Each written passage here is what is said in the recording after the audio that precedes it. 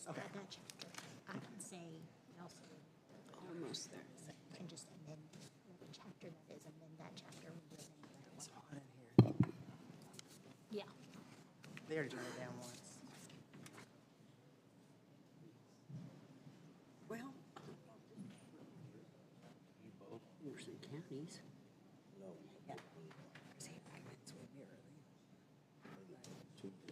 Wednesday, Thursday, I don't remember, just starting the new leagues. Oh, yeah. All right, everybody ready?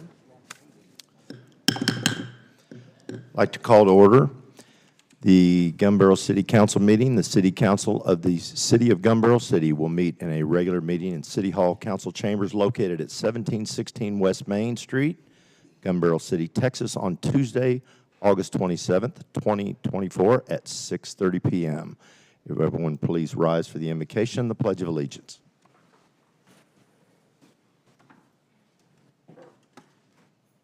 Dear Heavenly Father, thank you for this night, these citizens, these board members, and all of our city employees and first responders. Give us wisdom, patience, and clarity as we go about our city's business. In Jesus' name we pray. Amen. The pledge. I pledge allegiance to the flag of the United States of America and to the republic for which it stands, one nation, under God, indivisible, with liberty and justice for all.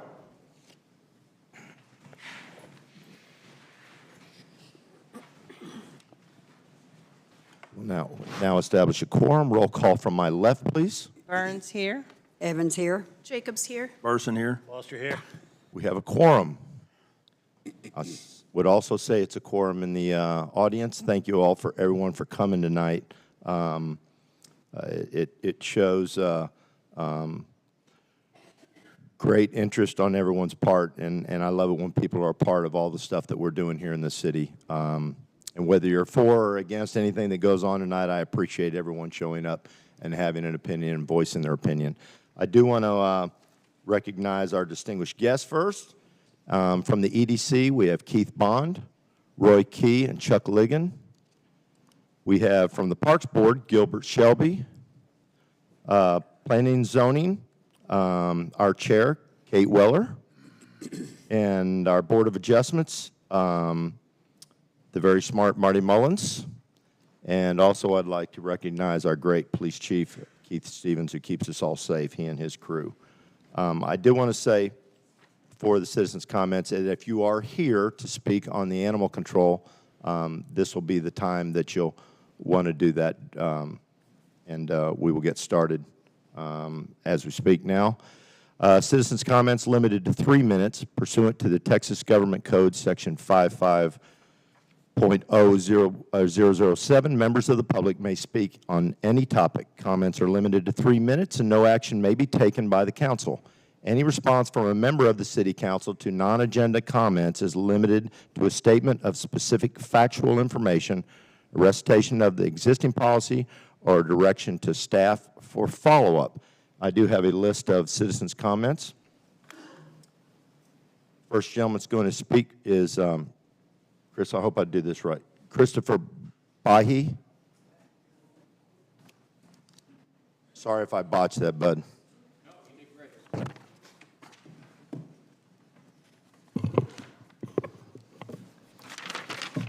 Did the council members get the handout? We did, thank you. This is exactly word for word what I have, so if I overrun the 3 minutes, y'all got it. I'm not against the ordinance. I'm against sections of the ordinance. We do have an at-large problem, but it seems like this is putting responsible owners in the bullseye instead of the people that are actually doing the dumping and letting their dogs run free. Okay? There's a bunch of problems with this ordinance. I only had 2 hours to look at it. I am not an attorney. I am not a scholar. Your definition of service animal is wrong. Your ordinance is requiring either the dog or the owner of the dog to take training classes. That is a violation of everyone's civil rights. It's unconstitutional. There's a bunch more in that paperwork. I can guarantee you, if this ordinance passes as is, Gun Barrel is going to be spending a lot of money to defend itself. You will get an injunction on it, and you will be dragged into both state and federal court because the ordinance, the issues that I've highlighted, violate state and federal laws.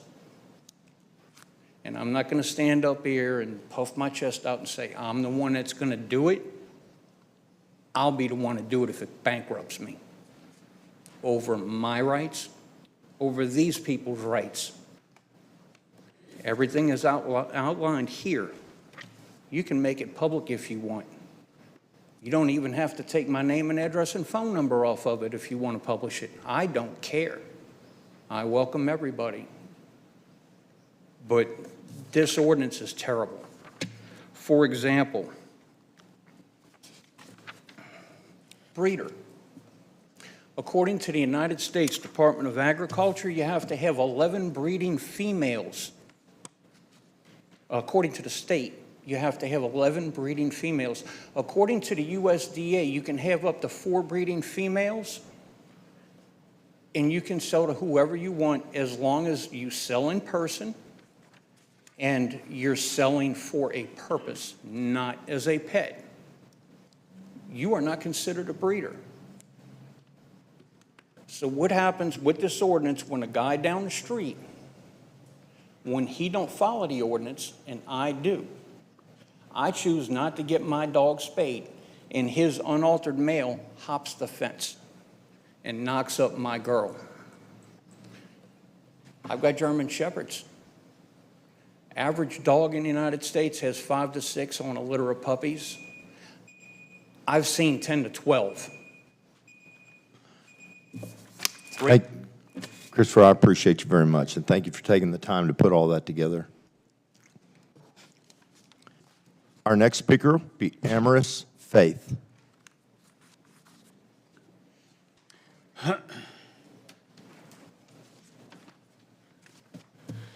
Good evening, and thank you. My name is Amaris Faith, 155 Pine Bloom.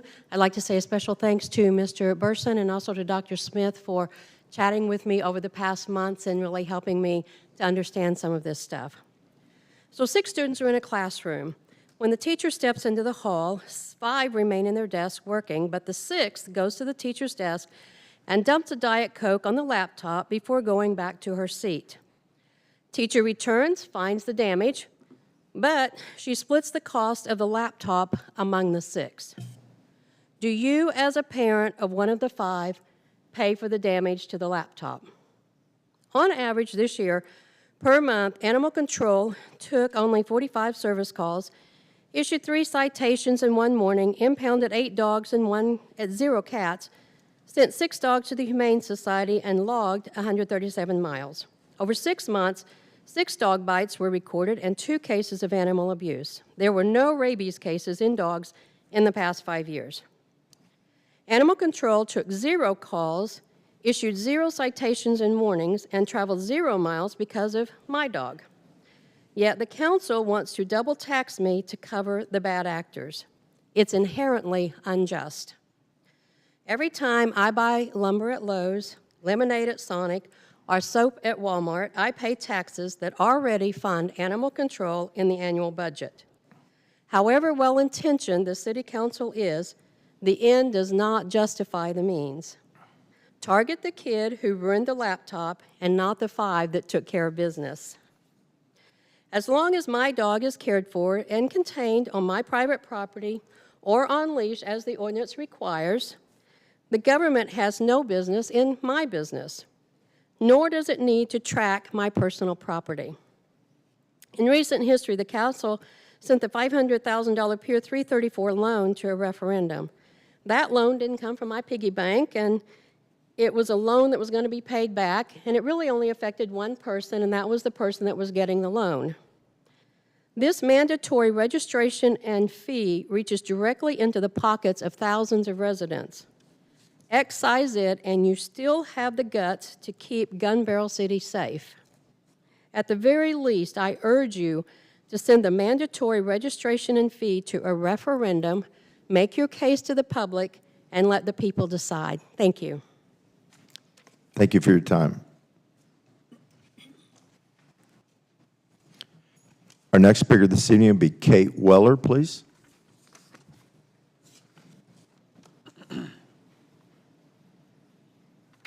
Good evening. Kate Weller, 129 Camino Robles. I'm speaking in support of Ordinance 0-2024-022 regarding animal control, specifically in support of the $50 registration fee.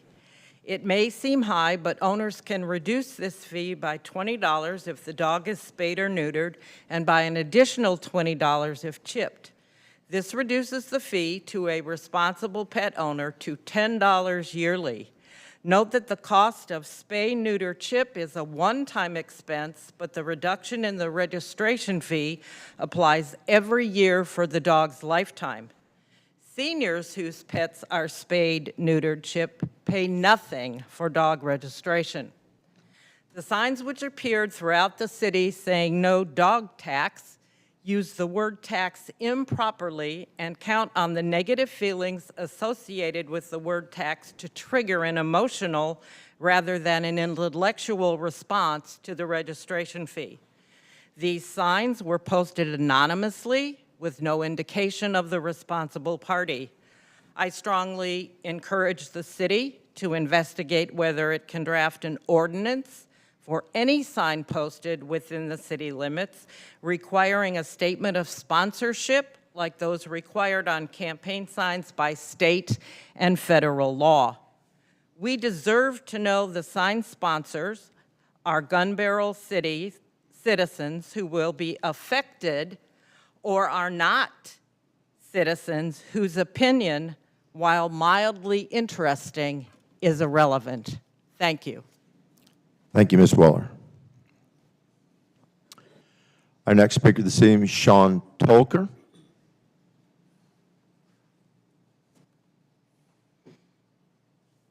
Evening. Just to give a little bit of a background on me, I actually live just over here off of Legendary, in which I am for this 100%. The dog was dumped on the back of our property. Her name is Remington now. She was dumped at 8 months old. I'm sorry, 8 weeks, you're right. We had to actually go out and find special training because she was actually hung by a deer rack and tried to be skinned alive in preparation for a dog fight. The dog fight was actually going to be held by people who were down in the Athens area, but what they ended up doing when they couldn't control the dog was dump them, 8 of them. 6 have been euthanized. The one I've put $18,723 in rehabilitation costs and also in basic necessity surgical needs. That's just one. Now, in my neighborhood, there has been 15 dumps. One individual actually drove up with a van, kicked out a senior golden retriever, and drove off. His name is Hercules. He was adopted. It took 6 weeks. He also had to go under rehabilitation. I don't know what to do to say to stop this, but I'll be honest with you. This, I think, is the right step. Registration is not necessarily a bad thing. It's a trackability. And sometimes people that do the right thing also have neighbors that do the wrong thing with their own dogs. This needs to stop. That's why I'm for this. Thank you. Sean, thank you for your time.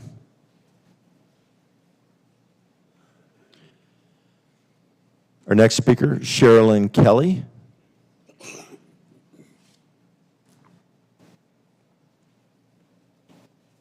Good evening. My name is Sherilyn, and I live in the Willowwood Addition. And we have had problems with dogs, like he said, being dumped.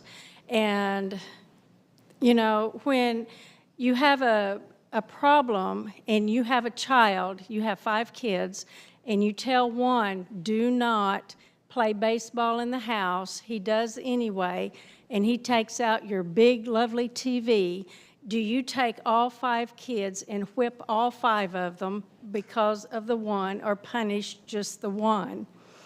We need to punish the ones that are dumping dogs. We need to punish ones that don't care about their dogs running loose, but not penalize the rest of us who have dogs. We keep them up. We keep them with their rabies shots and keep everything up. I have 2 dogs. They're 7 and 14. I paid $100 each at Humane Society for them, so I feel like I've paid my fee. My 14-year-old has high allergies. I am on Social Security. Her food, her medications, right off the top of my Social Security check is $235 a month, and that's base pay. That's not if she needs extra treatments, all of her shots, her grooming with special medications that she has to have, and soaps. So I can go up to $280 a month in taking care of her. So this puts more upon me to have to pay more for my dogs than what I'm already paying. And I'm paying a lot of money because I love my dogs. I love my lab. I will do anything to take care of her. They're behind a fence. They're not bothering anyone. So I think the tax, or whatever you want to call it, that's just adding more money to me that I'm already paying. How many in this room have been asked, how does it make a hardship for you, or does it make a hardship for you? I've never been asked to be telling you that I've got all these expenses and now you want more. How many are going to give up their dogs for the same reason? There's just too much more money piled up on more money. If they can't take care of them, then Humane Society is going to get dogs back, and then you're still going to have to take care of them or put them down. Proverbs 12 says, "A righteous man regards the life of his animal." And your character is based on how you take care of that animal. And I feel like I'm taking the best care of my animal that I can, but taking on more expenses is going to be tough. Thank you. Thank you very much, Ms. Kelly. Our next speaker will be Shiloh Holland.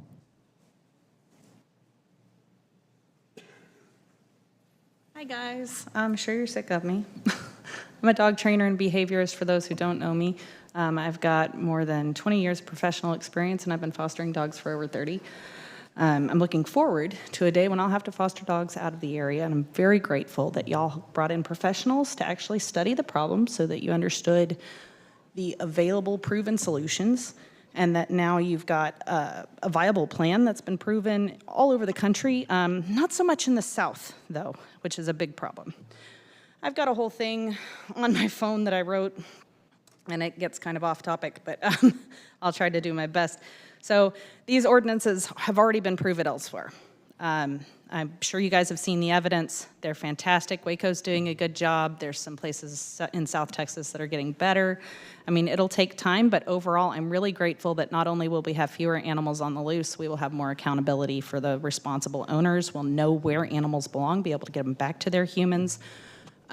This is a service for the community, and because we are a community, we are held accountable for taking care of one another. It's a basic Christian tenet, and I mean, that's how I try to live my life, is take care of those who cannot take care of themselves, which is exactly what this is doing. I think that the $10 yearly is really, really reasonable for responsible owners. Those people who have chosen to do otherwise can opt in or opt out. They can decide to move to somewhere that doesn't require registration and deal with the fact that they can't get animal control to come because there's too much going on. Or they can decide that they're going to get their animals spayed and neutered. I'm really grateful that seniors are given free registration. I think that's fantastic. I hope that at some point we'll include those who are on disability, students, et cetera, so that those folks also kind of get some leeway there. I'm just really glad that you guys talked to experts before you made any decisions, before you wrote these things out. This This is a community problem. This is not an individual person's problem. This is something that we are not going to resolve by ourselves. This is something that I've watched get worse and worse and worse my entire life.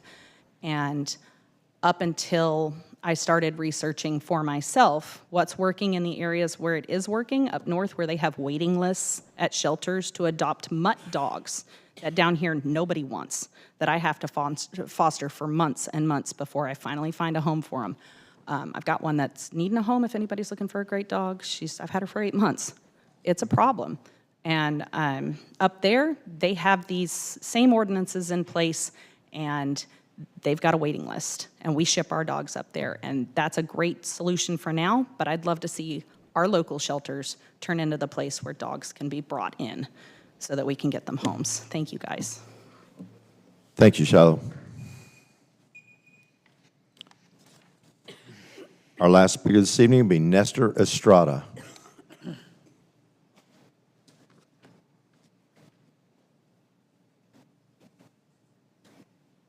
Hello, my name is Nestor Estrada, and I'm the owner of Bellahampton Farm Foundation. We have taken in over 300 animals so far, and it is so hurtful to get these text messages every single day of these dogs that I need to rescue and I need to bring into my farm so that I can figure out how to raise enough money to take care of them. It's countless. I can't stay off my phone with the amount of people that are requesting help. Some of the nonprofits out here are raising money so that we can assist, different people around our community with different foods, or if you need help with getting your dog spayed or neutered, then you can register with us and then we can put you in the quota to get this funding going. But it takes an effort and it takes a village. So if we are going to pass a tax law, is that tax going back to rescue organizations, or are we going to pile all that money so that it is cheaper for us to get all of our dogs taken care of? Having 300 animals on the property is expensive and it's heartbreaking. And us as a community need to step in together and make a difference. Because honestly, the bottom line is that the animals are suffering. And I just got a text message about 12 dogs that are available to go pick up on the side of the road. That's not counting the 14 dogs that were found the other day, and one of them was eating each other on the street. Like, they're starving, they're hungry. Nonprofits are out here, rescue groups are out here to really lend a hand and support. You don't know how many people's dog food I've personally purchased, or how many pets I pay for to get spayed or neutered. And I even help the community with food. So if you're running out of food, you can contact us and we will do the necessity of whatever it needs to be so that we can provide food for the community. Dallas is a really good organization where I can pull so much resources from, because I'm originally from Dallas. I moved here 3 years ago and started a farm, and here I am. But Dallas is a great community where we can pull resources that we don't have out here. Asking people to spend more money from what they're able to spend is kind of crazy, but at the same time, we need to have some kind of accountability for all these dog owners, because it all falls down on the rescues.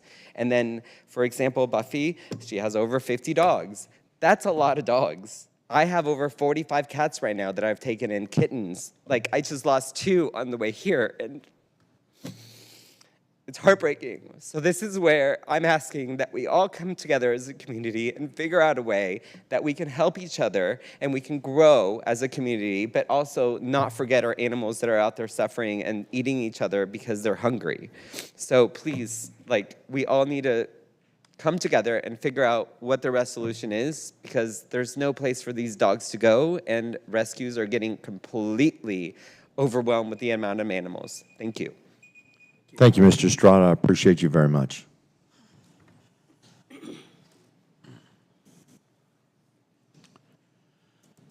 Consent agenda 6A. All matters listed under consent agenda are considered to be routine by the City Council and will be enacted by one motion. There will not be separate discussion of these items. If discussion is desired, that item will be removed from the consent agenda and will be considered separately. Consider approving the following reports: July 15, 2024 meeting minutes, July 23, 2024 special and regular meeting minutes, July 2024 financial, code enforcement, court, fire, EDC June 2024 financials, permits and inspections, planning reports, Part 1 through 4, police, dispatch, and animal control, streets, and park maintenance. Do I have a motion? I'll make a motion to approve the consent agenda as written. Do Second. I have a second? Second. I have a second from Mr. Foster. I have a motion and a second. We will take a vote from my left, please. Burns, yes. Evans, yes. Jacobs, yes. Person, yes. Boss, yes. Motion passes. On to new business. 7A, consider and take action to adopt ordinance number 0-2024-019, amending Appendix 1, which is the fee schedule, and Section 37.00, short-term rental fees of the Gun Barrel City Code of Ordinances. I will read the ordinance into the record. Ordinance number 0-2024-019, an ordinance of the City Council for the City of Gun Barrel City, Texas, amending Appendix 1, fee schedule, Section 37, short-term rental fees of the Gun Barrel City Code of Ordinances, providing for the severability, providing a repealer clause, and providing for an effective date. Our sponsor on this item will be Dr. Smith, our city manager. Good evening, Council. 7A and 7B work in tandem. On May 28, 2024, City Council approved an amended short-term rental ordinance, Ordinance 0-2024-016, and 7A and 7B amend that ordinance by adding the permit fees to the ordinance and amending the fee schedule at the back of the Code of Ordinances. We are well underway with the implementation of this. As you all know, we partnered with Avenue. They are expected to go live in early October. These were a few housekeeping items. We needed to make sure that the fee schedule was amended in the Code of Ordinances as well, and that's what 7A and 7B do. They clear up the fee language in the actual ordinance and clear up the fee language in the fee schedule in the back of the Code of Ordinances.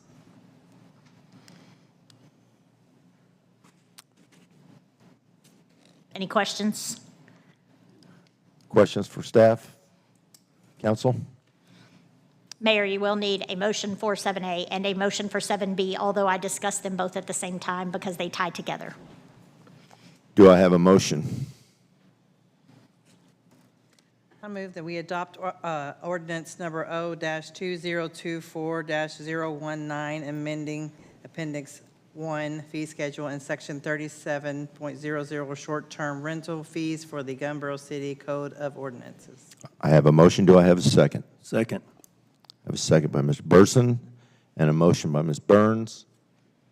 I'll take a vote from my left, please. Burns, yes. Evans, yes. Jacobs, yes. Person, yes. Boss, yes. Motion passes. Under new business 7B, consider and take action to adopt ordinance number 0-2024-020, amending Chapter 19, short-term rentals in Section 119.13, permit fees of the Gun Barrel City Code of Ordinances. I will read that ordinance into the record now. Ordinance number 0-2024-020, an ordinance of the City Council for the City of Gun Barrel City, Texas, amending Chapter 119, short-term rentals, Section 119.13, permit fees of the Gun Barrel City Code of Ordinances, providing for severability, providing a repealer clause, and providing for an effective date. City manager has already spoken to this. Do I have any further discussion on this, council? If none, I will ask for a motion. I move that we take action to adopt ordinance number 0-2024-020, amending Chapter 19, short-term rentals, and Section 119.13, permit fees of the Gun Barrel City Code of Ordinances. I have a motion by Mr. Foster. Do I have a second? Burns, second. I have a second by Ms. Burns. Motion by Mr. Foster. That will garner a vote from my left, please. Burns, yes. Evans, yes. Jacobs, yes. Person, yes. Boss, yes. Motion passes. Also under new business, 7C, consider and take action to adopt ordinance number 0-2024-021, adopting a supplement to the Code of ordinances. I will read that ordinance into the record. Ordinance number 0-2024-021, an ordinance enacting and adopting a supplement to the Code of Ordinances for the City of Gunbarrel City, Texas, and declaring an emergency. Our sponsor on this will be our City Secretary, Janet Dillard. Thank you, Mayor. Included in your packet is a draft ordinance adopting the first supplement to the Code of Ordinances that was completed by MuniCode. The city recently switched over earlier this year from American Legal Publishing, and moving forward, we'll be publishing adopted ordinances in July and again in December and January. And I'm happy to answer any questions you have. Questions for staff, council? Discussion? If none, I will ask for a motion. I make a motion, we take action to adopt ordinance 0-2024-021, adopting a supplement to the Code of Ordinances. Second. I have a motion by Mr. Burson, a second by Mr. Foster. May I have a vote from my left, please? Burns, yes. Evans, yes. Jacobs, yes. Burson, yes. Boss, yes. Motion passes. Item 7D, consider and take action to approve a contract with the Humane Society of Cedar Creek Lake for animal shelter services. Our sponsor on this item will be again our city manager, Dr. Smith. City Council, the contract with the Humane Society of Cedar Creek Lake is set to expire on October the 1st of 2024. This contract, the upcoming contract, will be for a one-year period, can be terminated by either party with 30 days written notice. This contract continues the agreement with the Humane Society of 10 animals per month, which are measured on a quarterly basis. So it's 30 dogs over 3 months for all practical purposes. We can still take additional dogs. We are still charged for those as we have been before. Although several surrounding cities saw increases this year in their contract rates, Gun Barrel City did not see an increase, so it will be at the same rate as last year. Questions for staff, council? Further discussion? If none, I will ask for a motion. I move that we take action to approve a contract with the Humane Society of Cedar Creek Lake for animal shelter services. I have a motion by Mr. Foster. Do I have a second? Second. I have a second. May I have a vote from my left, please? Burns, yes. Evans, yes. Jacobs, yes. Burson, yes. Boss, yes. Motion passes. Still with new business, 7E, consider and take action to adopt ordinance number 0-2024-022, amending Chapter 90 of Animal Control and Appendix 1, fee schedule of the Gun Barrel City Code of Ordinances. The ordinance I will now read into the record, ordinance number 0-2024-022, an ordinance of the City Council for the City of Gun Barrel City, Texas, amending Chapter 90, Animal Control, and Appendix 1, Fee Schedule of the Gun Barrel City Code of Ordinances, providing a severability clause, providing a repealer clause, and providing an effective date. Our sponsor on this, again, will be our city manager, Dr. Smith. Council, if you'll bear with me while I go through this a little bit to make sure all of the public is aware. This item is to approve the amended Chapter 90 Animal Control and the amended fee schedule as it relates to animal control. I want to be clear, this is not a tax. This is a permit fee, similar to the many other permit fees Gun Barrel City already has in place. It allows us to track our animal population in Gun Barrel City and return owners to their rightful owners if they get out, to return animals to their rightful owners if they get out. City Council has now had 2 work sessions related to the discussion of this updated ordinance. The goal of this ordinance, as you know, is to strengthen animal control ordinances in Gun Barrel City and set guidelines and an updated fee structure. The ultimate goal of this ordinance is to help our animal control officer and ensure she has the ordinances needed to provide proper control. This ordinance is bigger than any fee structure it sets and brings our ordinances up to date in all areas, including outlining the purpose of the ordinance, providing additional definitions, outlining unlawful restraint of a dog in line with state law, defines animal nuisances, defines the care and treatment of animals, the care of animals, animal traps and poison, defines animal breeders, sets the standards for spay and neuter for chipping, spay, and neuter after 3 at-large offenses, outlining guidelines for livestock, fowl, rabbits, ferrets, reptiles, and other farm animals, and strengthens our ordinances on dangerous dogs and impoundments of animals.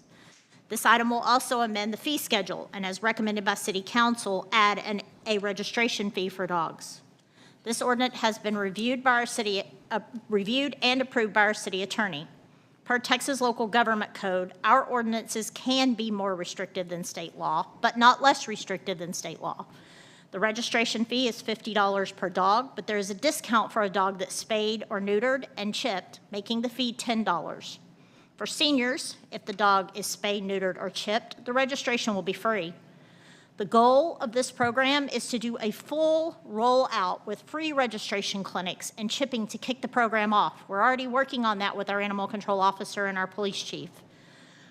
This ordinance is the first step in what will be a much larger program to roll it out. Responsible animal ownership is critical, and these ordinances move Gun Barrel City in the right direction. I have made 3 changes to the ordinance that was in the packet as I emailed each of you today. These are things we discussed at workshops but did not make it into the final ordinance or are not very clear in the ordinance. As you all know, we had about 50 different renditions over the last several months of in and out of this ordinance, and today realized that these were not there with the help of Mr. Shelby yesterday. We have discovered there's a few copies of the ordinance, and we need to get these changed. First, for section 90.12, there's also a new copy of the ordinance at your seat.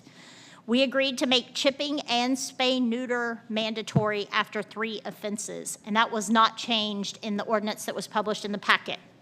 Second, in section 90.40, registrations of animals, it was a bit confusing about the rabies tag serving as the registration. The proof of registration was not really possible because then if I didn't register my dog, but it had a rabies tag, people might assume that it is, so we did some clarification on that. Our animal control officer will track registered dogs in a third-party software that is available to her at all times. And finally, under 90.49, fees, it should simply say registration as opposed to annual registration because your registration follows your rabies. So my dog sees a local vet, gets a rabies shot every 3 years. I would be required to register my dog when my rabies expired. There is some question about Henderson County, I understand, and what they require, and I need to do some clarification with them because it's not terribly clear, but I will be happy to call the county judge tomorrow and ensure that we are in line with what they require as well. If there are other items council wants to adjust in these ordinances tonight, we can simply do that through the motion that you make. You'll make a motion if you want to approve them. You'll make a motion to approve them as written, amending those 3 chapters. And I sent that out to council today as recommended motion language. I know there may be a few other questions that we may want to amend. If there are any other recommended changes from council, you add those in the motion as well to ensure that we get them passed as council sees fit. And I am very happy to answer questions. I will tell you that we did hire a professional to help us do this. As you heard tonight, there are cities across the country that have ordinances like this in place, and I'm happy to answer any questions. Thank you, Dr. Smith. Discussion for staff, council? I have one, I think, if I recall, 90.1A foul B chickens that we, originally it started out that they couldn't be closer than 50 feet to the nearest inhabitable dwelling and figured that was too much. And I think Asher came back with 20, and I think we discussed that and we increased it to 30. Yes. So I want to increase that to 30, so that's section 90.18B.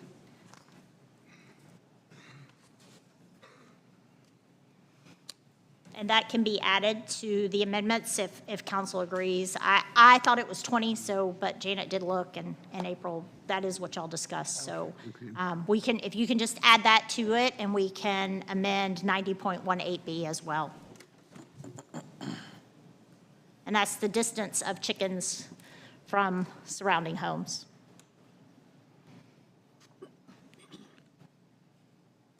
Further discussion? And again, so everyone understands that we will be considering to take action to adopt ordinance number 0-2024-022, amending Chapter 90, Animal Control and Appendix 1, Fee Schedule of the Gun Barrel City Code of Ordinances, and the changes to 90.12, 90.40, and 90.49, and as Ms. Burns just pointed out, 90.18, Section B there. That will be all part of this motion. Further discussion? If none, I'll ask for a motion. I make a motion to adopt ordinance number 2024-022, amending Chapter 90, Animal Control and Appendix 1, Fee Schedule of the Gun Barrel City Code of Ordinances with amendments to 90.12, 90.18, 90.40, and 9049 as explained by the city manager. I have a motion by Ms. Burns. Do I have a second? Evans, second. I have a second by Ms. Jacobs. I will ask for a vote for my left, please. Burns, yes. Evans, yes. Jacobs, yes. Person, yes. Lost, yes. Motion passes.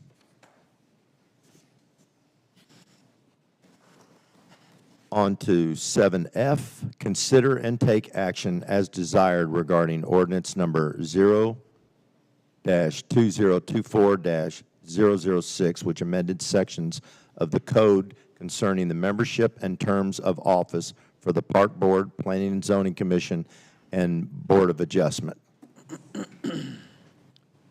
Dr. Smith, would you like to speak to this? Absolutely. Y'all are going to get tired of hearing me talk tonight. Ordinance number O2024-006 was approved at the January the 23rd, 2024 meeting. It was presented by staff to help solve the challenge with recruiting volunteers for boards and commissions. The charter calls out several state start dates for boards, several different start dates, and does not specify alternates for P&Z or parks. This ordinance allowed a spring-summer recruitment, a summer interview, an October 1 state start date for all boards and commissions. It also added alternates to P&Z and Parks Board. Alternates would be appointed by City Council and provide a person to quickly fill a seat and be appointed by council if a seat is vacated. The charter calls for 30 days to fill a vacated seat, and we're unable to process and get volunteers and interviews that quickly. It's my understanding that the legality of the ordinance has been questioned, specifically as it relates to adding alternates to boards. We did reach out to our city attorney and ask, and his take is, in general, if an item is not addressed by the charter, the expectation is that it can be set by ordinance. In this case, the charter in section 801 outlines the compositions of boards. As related to Parks Board, it says the council may appoint a Parks and Recreation Board consisting of 6 members who are qualified voters, and as it relates to Planning and Zoning, appoint 7 members who are qualified voters, appointed by City Council, overlapping 2-year terms. An important note is that it also says in section 801, the City Council shall, by ordinance or resolution, prescribe the purpose, composition, functions, duties, accountabilities, and tenure of each board, commission, and committee where they are not prescribed by law or this charter. This was asked to be put onto the agenda, and I have done so, and I am happy to answer any other questions you may have. Discussion for staff, council. Yes, Mr. Foster. I was the one who asked that this be brought up and put on the agenda tonight, and basically, my concern is that the city charter addresses our committees, and it is not silent on where our alternates are mentioned, and that's in Board of Adjustments only. And I feel that what we've done here is that we're attempting to overstep our city charter by passing an ordinance of this nature. And then therefore, I would propose that move that we repeal ordinance O2024-006.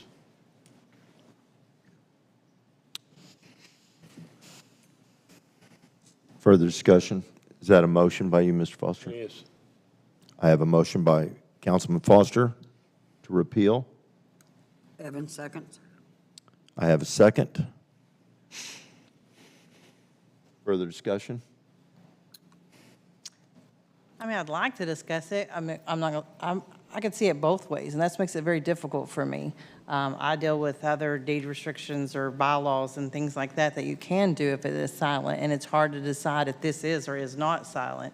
It doesn't state whether you can or you cannot have alternates. However, it does say the Board of Adjustment has them.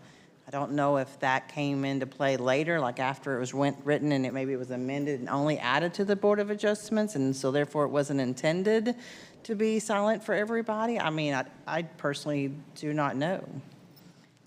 I can add a bit of commentary in that state law sets the appointment of the Board of Adjustments, and it is a certain number of members, and they require you to have 2 alternates for the very reason we wrote this ordinance, which is there is somebody there on site to stay engaged in the conversation and involved in the conversation. They don't vote, but they are there at every meeting. The requirement is just like a regular member. They must attend every meeting or they're taken off to stay. And that's why state law is written the way it is for BOA. State law requires BOA to have 2 alternates. That was the goal of adding them to parks and to planning as well. I think it's a great idea, nor do I want to overstep at all with the ordinance. That is never my intention by any means. So if you say that the state law requires the Board of Adjustments, then I don't know, then it's kind of, I don't know, does it make it silent for every other board? Does that mean that no other board was said yes or no? It doesn't say no, you cannot have alternates. It doesn't say yes, you can have alternates, so I don't know. Well, we just went through a review of ordinances and some changes on our charter. If this is something that we need, it should be brought to the voters to decide this, not the council. Well, I agree with that. I think Section 1503 of the charter states what we can do and what we can't. And I'm not willing to overstep my authority on messing with the charter with the people we have and the citizens. No, and I agree with that as well. However, Section 8.01 tells you what you can do. I mean, that's why we have ordinances, because everything can't be in a charter. I'm not saying yes or no. I honestly have no idea. I'm just trying to figure it out one way or the other. Well, I have figured it out in my, what I'm saying. Right, understand. Well, council, we do have a motion on the floor by Mr. Foster and a second by Councilman Evans. If there's any further discussion, then I will take a vote from my left, please. So the motion is to Motion is to appeal? repeal. Repeal it. No. Evans, yes. Jacobs, no. Burson, yes. Foster, yes. Motion passes. We repealed. Item 8A, this is a budget presentation. This will be made by our city manager, Dr. Smith. Okay, next slide, please, Janet. So council will have seen a portion of this presentation the other night. I have added a few things, but current economic conditions, high inflation and high interest rates are resulting in a decrease of sales tax revenues. You can see there on the slide in front of you, both on the TV and in front of council. In 20 to 21, we saw an increase of 11.84%. 21 to 22, there was an increase of 9.47. 22 to 23, we saw a smaller increase. You can see a trend here of it slowly but surely dropping. Year to date in 23-24, we have seen a decrease of 2.1% in our sales tax year to date, this time this year, this time last year. And we have budgeted a decrease in the proposed budget of 3.9 for 2025. It is important to me that we are conservative in our budgeting. We are seeing increases in fines and penalties, and we will see an increase in short-term rental permit fees as council approved that ordinance and then reapproved it again tonight. There's no real recoup of fees associated with property maintenance, including the tear downs of homes that can't be lived in or high grass mowings. Building a budget on sales tax funding only, as all of council knows after many conversations in the last month, is difficult. And all of our revenue is subject to the residents and visitors of Gun Barrel City that shop in our town and the economic conditions. We must be cautious, and you've heard me say this over and over in fiscal year 2025 budgeting, given that potential decrease in sales tax. Next slide, please, Janet. A tight budget year requires our department heads to dig deep and our council to dig deep in our operational budgets. The budgets presented to you have been through a scrub from our department heads. During years where we have high sales tax, those line items tend to creep up and increase with needs. And we look deep into those budgets to make sure that we had a budget that we could operate within and not carry over funds from this year that might be excess funds left over. We want to be sure that we're being fiscally responsible. Challenges the last few years, a significant portion of the revenue in each budget year have been fund balance. So probably $350,000 or so of this year's budget was fund balance from the previous year. Our proposal is to move that into reserves to hang on to until a mid-year budget amendment to make sure that we're spending wisely and that we have the reserves there that we need. We must prepare for our community center opening. As you all know, they'll get my lick in here. Our groundbreaking is tomorrow morning at 9:30. It's predicted to be done next June, so we're going to need to prepare for that. So we're recommending rolling over any fund balance from fiscal year 2024 to look at that. And you've heard me say this over and over the last 3 months. People are our biggest asset. Without them, supplies don't get our job done. Budgeting priorities, and these are things that were discussed last year in the budget process and things that we will continue to discuss over the next year, is we must keep good people and hire the best when we can. Kind of going into this, it was to provide a one-step increase one year and then do the COLA and adjust the pay scale the next. The goal was to attempt to purchase 2 police cars each year and build and operate a Gun Barrel City Community Center. Department accomplishments. Those are there in front of you on the screen. We have talked about them at length. I have come to call your team in Gun Barrel. As you all know, I've only been here since October. I have come to call them small but mighty. They host a whole host of events. We had record crowds at July Fest, at our Christmas parade, at our Halloween event, at our Easter egg hunt, and we've got even more coming, potentially fall concerts and another big Halloween event, fun Halloween event. Our building and code departments issued, you can see the permits and the inspections going up every single year as we get busier and busier. Almost 300 more between 22 and 23, or 23 and 24, that they did inspections. Courts is seeing increased caseload. Again, we're continuing to see more and more. Our police department is seeing increases as well. 11,000 calls for service in 2022, 12,000 in 2023, and already this year, there's been 9,800 calls for service. We're seeing an increase in DWI cases and domestic violence cases and arrests, but we're seeing decreases in sex crimes and robberies and aggravated assaults, larceny, criminal mischief, and auto theft. And that's all due to putting officers on the street and your new chief making sure that our officers are out there and visible to our public, parking cars at Walmart so that people see them when they're there, putting officers in those locations. And our street team continues to fill potholes and do ditch work and keep the mowing kept up, and they really are the boots on the ground that make this community what it is. Next slide, please, Janet. This is the budget process. I'm not going to read you this entire calendar. Council has poured a lot of time into coming up with a budget that is presentable and that we can take forward. We had work sessions. We had several work sessions. We're here tonight. We will have a public hearing on the budget, which is required by state law. We will ask council to approve the budget as presented. We will also have a public hearing on the tax rate. Even though Gun Barrel City's tax rate is 0, we are still required to have a public hearing tonight and a public hearing for the tax rate at our September meeting. And that just sets the tax rate at 0 for another year. These are the anticipated 24-25 revenues. You can see that we are not rolling over any excess from 23-24. We are going to roll over a portion of the capital improvement fund that will help offset the cost of the police cars. There's the sales tax. Those are our total general fund revenues, $5.6 million. Next slide, please, Janet. And that is the expenses that balance that budget at $5.59 million. Next slide, please, Janet.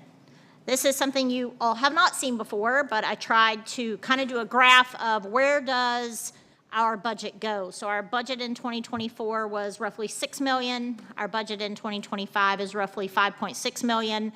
You can see there that the blue is the amount that goes to salaries, the red is the amount that goes to supplies, and the gray is the amount that goes to maintenance of our facilities and supplies, and then contractual services that we hire out. And then these are the things that are funded in the budget as it is presented. First responders, your patrol dispatchers, your sergeants, your animal control, your firemen, and your fireman captain will receive a one-step raise. All other employees will move to a modified schedule. That will be 4-day work week, and they will work 36 hours and be compensated for 40. So there is no raise in for them. It is a time in exchange for. The benefit of doing that, as you all know, and if you've heard me say over and over, is there is no dollar amount that we have to contribute to that. So we actually end up saving money by allowing employees to do that and find a little better work-life balance, if you will. This will include council cell phones to conduct city business, upgraded technology, email and server security, which is critical right now in a world where everybody is trying to hack nonstop, PD server replacement, and a move our email to the .gov, which also increases our security. New chambers for the dais so I can see over. Police department computer replacement, radar replacements. This includes 3 police vehicles. There will be 2 patrol and 1 K9. As requested by council, I have issued an intent to purchase to a partner that we found that actually has the vehicles on the lot. This gets us the vehicles much faster. We could have them in probably 8 weeks, 6 to 8 weeks, as opposed to 6 to 8 months, which is what happens if we have to purchase those outright. There's a remodel for the fire department restrooms and showers that our firemen who live at that station use daily, and a remodel for our courtroom. There is a mower for the street department, a mower for the parks department, and an additional part-time position for the parks, which will ensure that our ball fields and our soccer fields and all of our parks are held much better condition. As your city manager, I would like to say a few thank yous to those who played a critical role. First, to council. I know we had hard conversations, and I appreciate everybody settling where they did and helping me put together a budget. While this is your city manager's budget, I cannot do it without each of you sitting at this dais and the conversations we had both in those meetings and one-on-one. I appreciate all the hard work you put into this because I know none of these conversations were easy for you either. Our treasurer, Mickey Rainey, I have probably driven her completely crazy over the last 90 days. She's sitting over there with Janet if you can't see her. But she has been through 900 renditions. Put this in, take this out. Put this in, take this out to get us where we are today. Our department heads, I would be remiss, they also did that with me. Chief Stevens, Chief Lindeman, Shannon Wiggins, Janet Dillard, Grace Wallace, Mike Howell, and all of our support staff. Our department heads ensure that every set of boots on the ground and are involved in our budget process, which I really, really appreciate because it makes sure that from the bottom to the top, we have what we need in those operational budgets to get the job done. But I want to give a special shout out to Brooke, who has read every document, proofed every email you got, seen every handout I gave you. I would argue she might have as many or more hours in the budget that is presented to you tonight for approval than Mickey and I do. So Brooke has been a rock star in making sure that we got all the T's crossed and the I's dotted. And that's the end of my presentation. And you all, I'm happy to answer questions. If you don't have any questions, we'll move to the public hearing. Mayor. Discussion? I have a couple questions. Given that we are making some changes here in order to try to make this budget as tight as it is. Can we assure our constituents that services will not be diminished in a 36-hour staff work week? Yes, sir. Our hours will not, our services to our public will be the exact same as they are today. The department heads and I have had a lot of conversations about how do we make this happen. And they have all assured me that we can continue services. City Hall will remain open. We will have staff on staff 5 days a week during business hours as we have. I have made the promise to council that we will bring that back to you in 6 months for a review. I think it's important that we note that. I realize the level of accountability I am taking on by asking you to do this. And I guess the great thing is, you know that I'm going to be completely honest with you. If it's not working, I'm going to tell you it's not working because that's how I operate. And so we will, Mr. Foster, provide the exact same level of service to our customers after October 1st that we provide today. I got a question. Is there going to be a hiring freeze until we get to the 6 month and readdress this? We're not going to be hiring any new employees except the 2 open positions, correct? We will not have a hiring freeze, no, sir. But we will make sure any employee we hire knows that this is a 6-month trial period. You know, we could hire, we've got officer vacancies, we've got other vacancies. So we wouldn't, the officers it wouldn't affect, but we would make sure that anybody we hire knows this is a trial period until, and it could go back to a 40-hour work week. I think what his concern was that if somebody can't get their job done in 36 hours, that we hire someone else to do that, and we're not going to do that.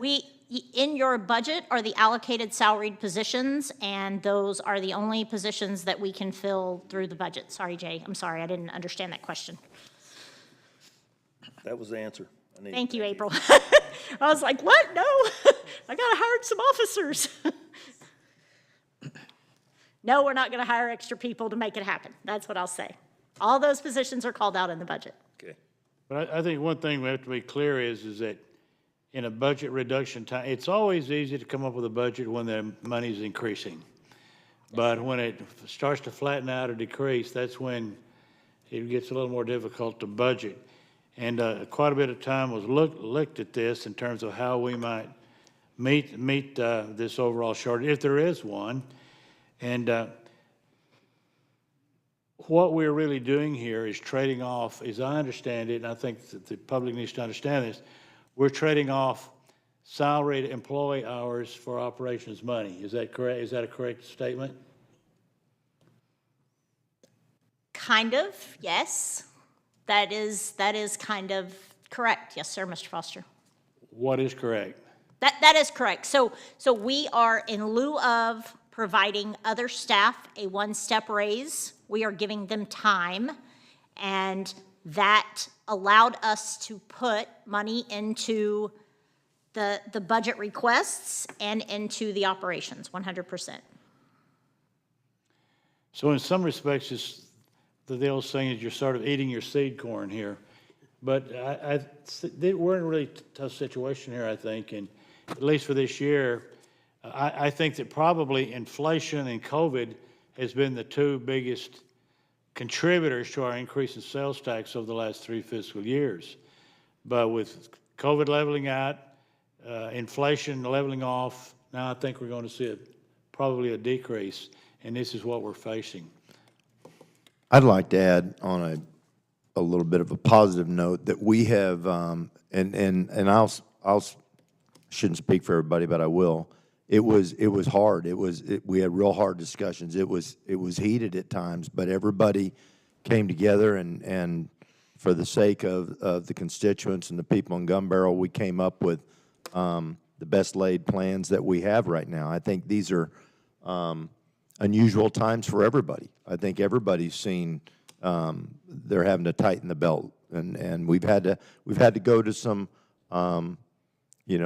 creative ideas and ways to do things. But I think we have some things coming with the new Brookshires that's going to come in, the Pier 334. We have a lot of really good things that are coming to this city that are going to help us with those. And the EDC is doing a great job, and kudos to all of those people. And so we're not just sitting there without paddling the canoe. We have a lot of great things on the horizon and a lot of really good things that are coming.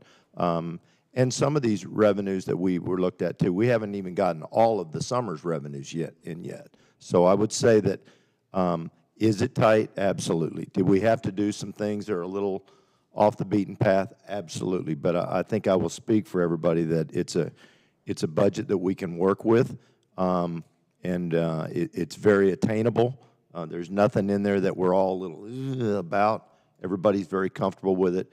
But I want to commend everyone, not only staff, but all the council members. I mean, I'm proud to be a part of this group. That it was tough. It's hard. It's unusual. You know, we're a sales tax revenue base. Everybody knows that. You got to do some unusual things sometimes when you're in an unusual situation. But with that being said, I will open the public hearing. At this time, public hearing to discuss the city's budget for the 2024-2025 fiscal year. Discussion? Janet, are there any comments? If none, I will now close the public hearing. 8C, consider and take action to adopt ordinance number 0-2024-023, adopting the city's budget for the 2024-2025 fiscal year. Our city manager did a wonderful job with that. I will read into the ordinance number 0-2024-023, an ordinance making appropriations for the support of the city of Gun Barrel City for the ensuing fiscal year beginning October 1, 2024 and ending September 30th, 2025, adopting the annual budget of the city of Gun Barrel City for the 2024-2025 fiscal year, providing a savings clause, providing for the repeal of all ordinances and appropriations in conflict with the provisions of this ordinance, and providing for an effective date. Any further discussion that we have at this time, council? May I have a motion? I move that we take action to adopt ordinance number O-2024-023, adopting the city's budget for the 2024-2025 fiscal year. I have a motion by Ms. Burns. Do I have a second? Jacobs, second. I have a second by Ms. Jacobs. I'll take a vote from my left, please. Burns, yes. Evans, yes. Jacobs, yes. Person, yes. Boss, yes. Motion passes. Item 8D, I will now open the public hearing on a proposed tax rate which will be set at 0. Hearing is now open. Discussion? Janet? I will now close the public hearing. Economic Development, 9A. I will open a public hearing to discuss the EDC budget for the 2024-2025 fiscal year. Discussion? Janet? Having none, I will close the hearing. 9B, consider and take action to adopt resolution number R-2024-007, approving the 2024-2025 fiscal year budget for the Gun Barrel City Economic Development Corporation. The resolution I will read into the record, resolution number R-2024-007, a resolution of the City Council of the City of Gun Barrel City, Texas, approving the 2024-2025 fiscal year budget for the Gun Barrel City Economic Development Corporation, a Type B Economic Development Corporation, and providing for an immediate effective date. Our sponsor on this will be our EDC Director, Dr. Smith. Sales tax is projected at a 3-year average for the EDC budget. We are seeing a small decrease in sales tax projections, as you just heard with the city budget. The executive assistant is projected to receive a small 3% increase. This position has taken on a significant number of duties over the last year and gone to a number of trainings to really better understand this. Expense projections are based on 3-year averages and take into consider any contract increases, much like the city budget. The EDC board approved this budget on April the 13th, 2024. Several members are here if you have any questions for them, and I would ask that if you have any questions for me as well. It's a very conservative budget for them as well. We realigned several expenses. We had increased training dollars for this year. As we got the board really set up for success, we've balanced those back out and put money into the small and large business incentive program, which we will go into much more detail about at our workshop. I'm happy to answer any questions. Council discussion for Dr. Smith or the EDC board members?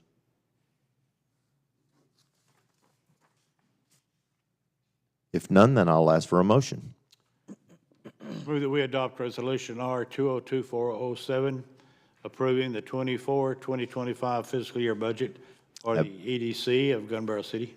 I have a motion by Mr. Foster. Do I have a second? Second. I have a second by Mr. Person. May I have a vote from my left, please? Burns, yes. Evans, yes. Jacobs, yes. Person, yes. Foss, yes. Motion passes.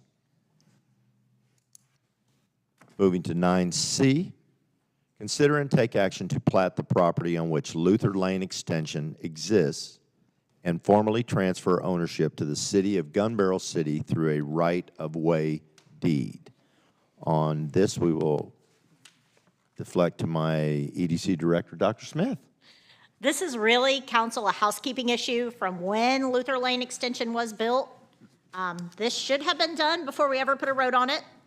The property upon which Luther Lane Extension was built should have been dedicated to Gun Barrel City before the road was built. This item will deed the land to Gun Barrel City. The road will be the city's, and all maintenance and upkeep will be the city's responsibility, which really is how it is now without this being done. The property is being deeded to the city so that we will own the dirt beneath the road. And this is different than an easement where the EDC controls the ownership of the land and just gives us right-of-way easement. This is actually a deed. You can see this property here on your screen. I've been asked several times in the last several weeks about upkeep and improvements to this road. That is something that our street superintendent, Mr. Howell, will have to get on his schedule to look at if it is a drainage issue, and I'll have him take a look at that. But this really is a housekeeping issue. This should have been done. We have a very busy local business that uses this road daily as an in and out for their property. And this should have been done before we built Luther Lane Extension. So it is a simple housekeeping. The city attorney and the EDC attorney will help me get this all taken care of and get it signed by all the appropriate parties with council's approval of this item. Thank you, Dr. Smith. Discussion, council? If none, I will ask for a motion. I move that we take action to plat the property on which Luther Lane Extension exists and formally transfer ownership to the city of Gun Barrel City through a right-of-way deed. I have a motion by Ms. Burns. Do I have a second? Evans, second. I have a second by Ms. Evans. Do I have a vote from my left, please? Burns, yes. Evans, yes. Jacobs, yes. Person, yes. Foss, yes. Motion passes.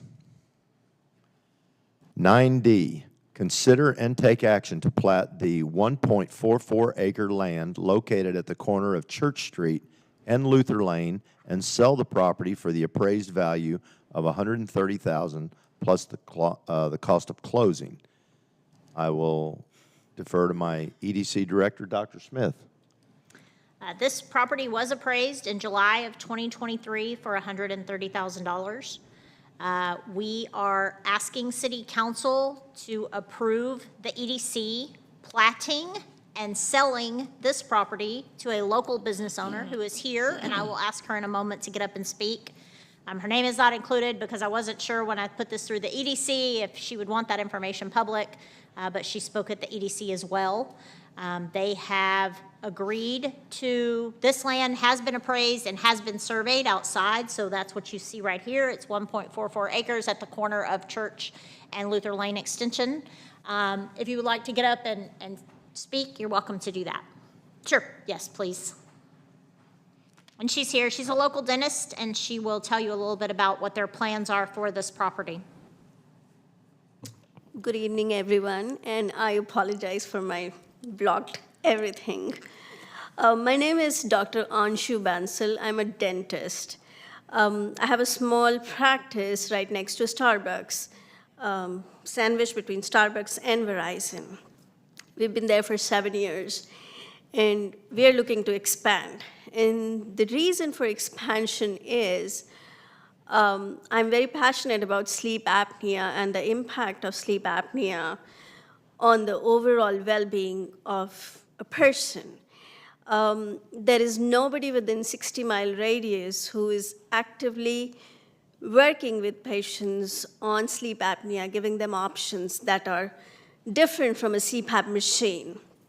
And I have partnered with VA. I'm the only one contracted within 60-mile radius for the VA, so that means I get patients as far from Dallas, Lake Tuacahonee.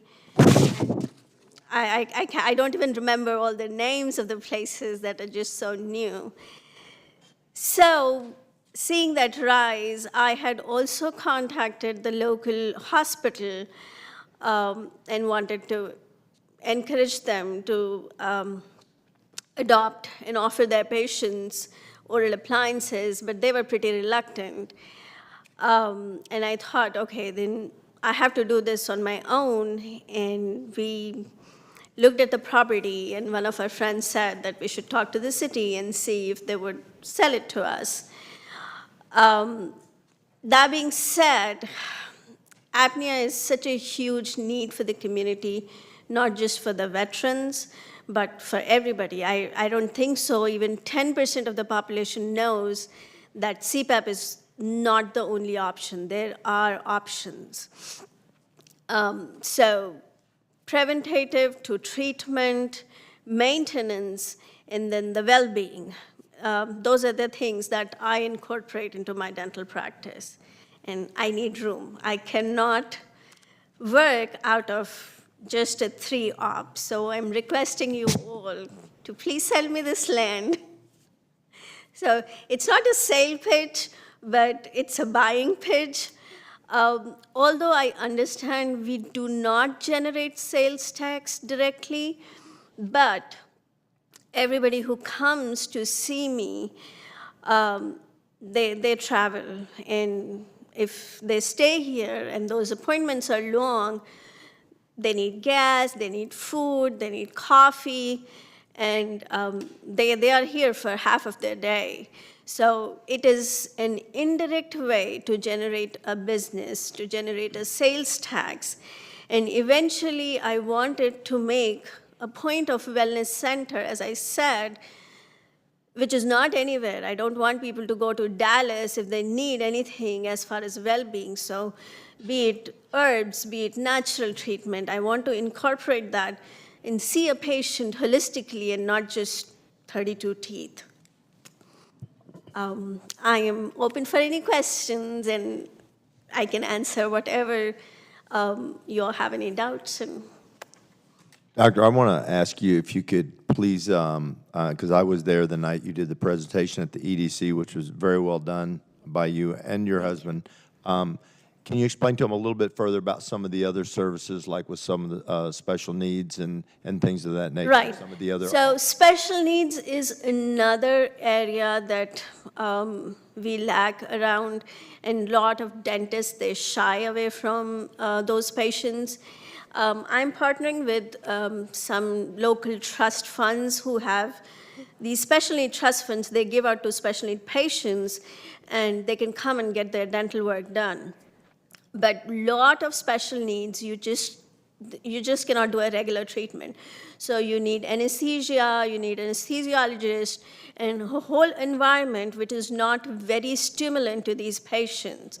So that would be another part of the practice, which I'm very passionate about. I've been working in a special needs clinic for the past 5 years in Dallas, and I work there twice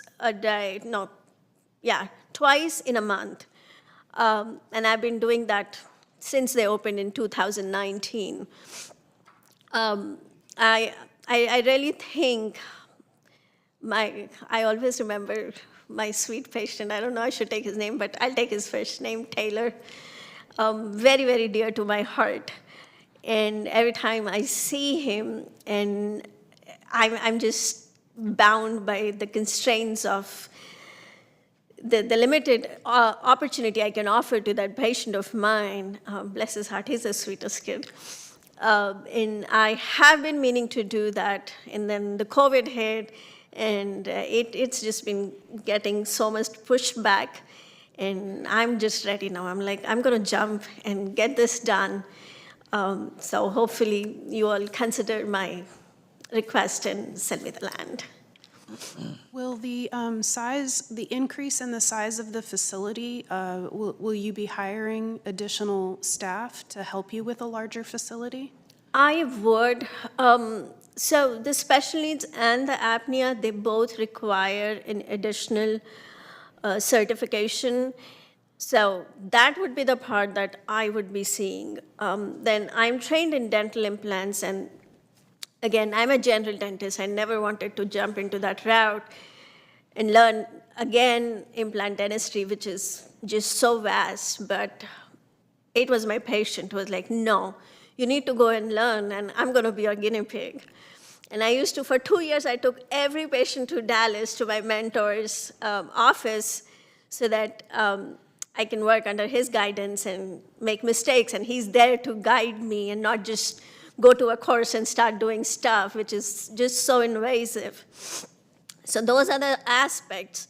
I still would not give it to somebody who's absolutely new unless trained. But general dentistry aspect, yes, fillings, dentures, those kind of stuff, I do plan to hire an associate in the near future, hopefully if I can expand enough. But the whole idea is, I think this area, the whole Cedar Creek area, we need a place. We need a place where it's like one shop for everything. And health is the major issue. And for some reason, dentists are just seen as, 32 teeth. And that's not right. I can see every oral disease just by looking into a patient's mouth. You don't have to tell me anything. If I open a patient's mouth, I know they have apnea. I know if they grind. I know what kind of grinding they do. I would know their habits, their food habits. I can tell a lot. And evidently, everything goes to the gut-brain connection. And if your oral cavity is not right, you can take pills for blood pressure. You can take pills for diabetes. Nothing is going to be like, it's just a pill kind of a patient where you're like, your hobby is going to be like going to a doctor every 6 months, every month religiously. But that's not the goal. The goal is prevention. The goal is nobody should have to take such vast amount of medications for their mental health. Do you even know there's so many studies that everybody, almost everybody, we should not be using the term everyone, blood pressure starts with the mouth. And mouth rinses, just a simple mouthwash, each and every one of us use, is the culprit. And why? Because when they say 99.9% bacteria gone, it is gone. But then it takes away the good bacteria also. It makes your mouth drier, you lack the good bacteria that digest these sugars, that is a balancing thing for the food you eat. And we start getting these high blood pressure and diabetes, and that is where that low spiral starts and a person's health go down the lane. And I see so many young patients with anxiety. Oh my God, I'm like, I didn't even know what a headache was when I was 18, 21. And these patients, these kids are just grinding their teeth away, anxious, and very easy to fix, very easy to fix. A simple breathing, teaching them how to breathe just through their nose. Mouth is for eating or talking, not for breathing. But nobody teaches them. If you teach young kids, if you teach the parent, and it's very fixable. It just needs a little work. It needs more awareness. So I'm very much into prevention part. And what else can I say? I can go on for half of the evening. It's great. Great information. Love your passion. Thank you. Further discussion? Thank you. Questions? If you had the property today, what would be your timing on building, assuming you could get the drainage approved? Would you start construction soon? Yes, so I want to start it soon because even my goal is by next summer that new office should be functional.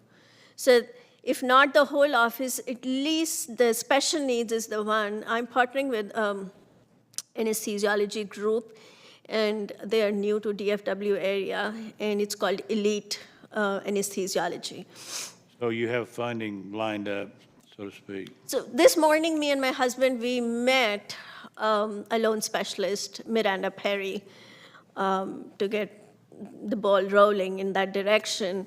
We do have the down payment funds. If we don't even think about the building and wait, okay, let's do the construction part later and just buy the land out, we have set aside the fund to close on the land itself. But we are hoping that we can bundle everything together and present it to the loan people and get everything approved and work from there. I noticed the appraisal is over a year old. Is that problematic? I don't believe so, Councilman Foster. In my experience, we have typically, you've got 12 to 24 months on an appraisal. They're usually pretty good for that length of time. So I will tell you that we have also had a meeting with our engineer. The goal of the EDC going forward is, as we're talking to these developers, is to ensure that they are set up for success. So this team met with Mr. Mundo and his team and have already started those discussions so that we don't end up in a situation where we're trying to backpedal at the last moment. So it was one of the changes over at the EDC to get ahead of those kind of concerns. So. Well, having lived in Arizona for over 45 years, it was the only place I ever knew of where water ran uphill toward money. So I'm sure it can be fixed. This item, council, would allow the EDC to plat the property with the city and then contract with the title company to work with the purchasers to close on the property. Thank you. Further discussion? If none, then I'll ask for a motion. I'll make a motion, we take action to plat the 1.44 acre land located at the corner of Church Street and Luther Lane and sell the property for the appraised value of $130,000 plus the cost of closing. I have a motion by Mr. Burson. Do I have a second? Jacobs, second. I have a second by Ms. Jacobs. I'll take a vote from my left, please. Burns, yes. Evans, yes? Jacobs, yes. Burson, yes. Ross, yes. Motion passes. Thank you, everyone. Thank you so much. Thank you. 9E, consider and take action to survey and appraise the property located behind the Gun Barrel City Park, the remaining approximately 60 acres of the larger property that includes Luther Lane Extension and the property on Church Street. Dr. Smith, would you like to speak on this? I can. This piece of property was part of the much larger tract that we discussed tonight, the 1.44 acres at Church and Luther Lane Extension, the property that Luther Lane Extension sits on. By pulling out those two, what the EDC is asking is to survey the remaining acres that go along beside the park and up behind it. You can see in the map in front of you, and then have an appraisal done for that portion of the property. In transparency, we have had a developer reach out to us. They are interested in purchasing it, but that is not a part of this conversation tonight. We are simply asking, we're doing the other two, and we're tightening those up to survey just this part. With dedicating a portion and selling the other portion, we will need to get a survey of just that piece of property. It's about the only piece of property out there that we don't have one whole survey of, and then have an appraisal done to bring back a future conversation to the EDC and to City Council about the future of that piece of property. This was approved by the EDC board at their last meeting. Thank you, Dr. Smith. Any further discussion, questions? Council? If none, I will ask for a motion.